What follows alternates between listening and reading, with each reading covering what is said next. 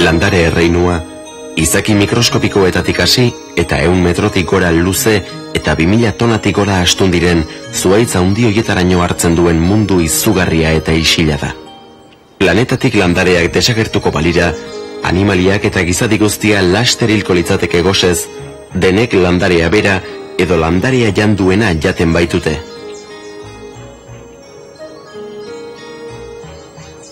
Klorofila kolore berdea ematen dien gaia da, eta bera da fotosintesiaren erantzule. Hari esker, landareek planeta elikatzen duen ehun organikoa sortzen dutelarik. Landareek eguzkiaren argia erabiltzen dute ehunak egin eta ur molekula apurtzeko. Aireko anhidrido karbonikoa atzemanez eta atmosferara arnasten dugun oxigenoa jareinez. Planetako landareek gutxienez segunduko 10.000 tona oxigeno jareiten dute atmosferara. Lehen landarea. Itsasoa oso ingurune egonkorra da, eta bertan agertu ziren lehen izaki biziak. Hauek, uretan-tzekoen gai organiko elikatzen ziren, 100 milioi urte geroago janaria urritzen hasi arte. Orduan, haietariko batzuk eguzki energia erabiltzen hasi ziren, konposatu organikoak egiteko. Lehen landare hauek alga zelula bakarrak ziren. Hain xumeak, ezen bitan zatiturik soilik ugaltzen bai ziren. Lehen talde honetatik anitz formatan ezberdinduz joan ziren. Organismo zelula bakar hauetariko batzuk oraindik isolaturik dira. Beste batzuk kolonietan bizi dira, badira alga zelula nitzak ere.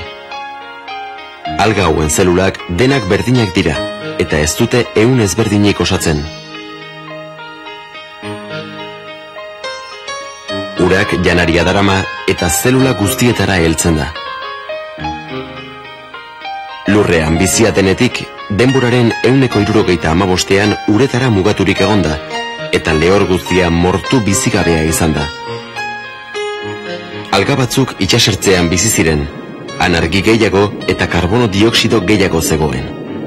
Gaur egun, alga zelulanitzen espezie asko dago itsaso beroetan, itsaso gorriari izena ematen dioten alga gorri hauek bezala.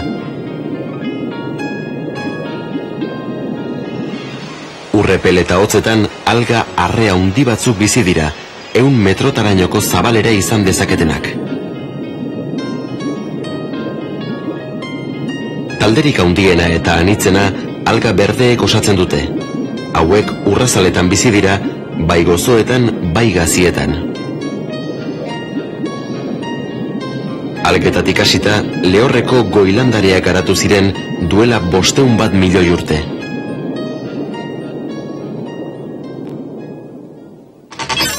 Lehorreratzea.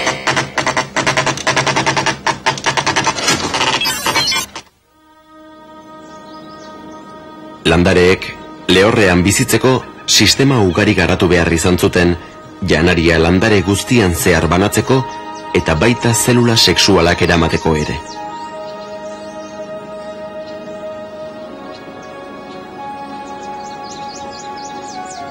Gainera, tente irauteko euskarria behar zuten.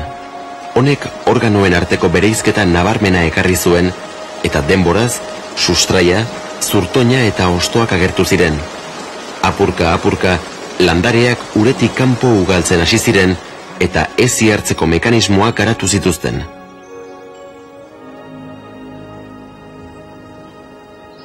Itsasoetako baldintzetara egokiturik zeuden biziformen lehorreratzea, biziak mundu bizigabearen gainean lortutako garaipenik handiena izan zen.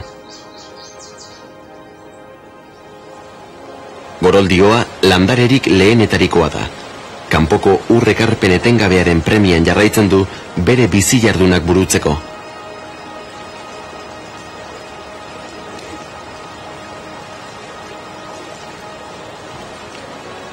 Haren zelula sexualak oso tamaina txikikoak eta igerilariak dira. Horregatik inguru ezeak behar ditu ugaltzeko.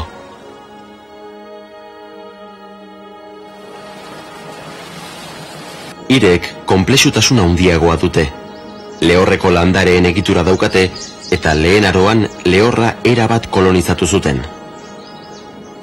Euren sistema baskularraren bidez, gatz mineralak eta ura zorutik hostoetaraino jasotzen dituzte han fotosintesia egiteko. Hirek eusteuna dauzkate, landareari tente eusten diotenak eta haien zerulek badute zelulosa horma bat gerria zurrunago egiteko. Duela 370 milioi urte inguru, planetako lehor guztia jazten zuten eta 10-tik 15 metrora bitarteko altuera zeukaten. Haien hondakinek sorrerazi zituzten gaur errekintza darabiltzagun ikatz eta petrolioa.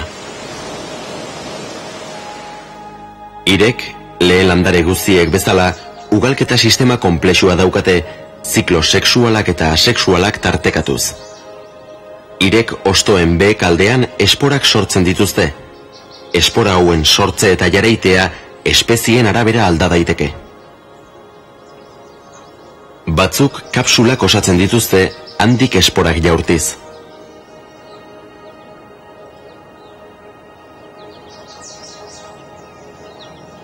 Eguraldi lehorrean, haizeak eramaten ditu esporak. Eguraldi ezean, esporak lurrera erori eta erabat landare ezberdina osatzen dute zelula sexualak, arrak eta emeak sortzen arduratuko dena.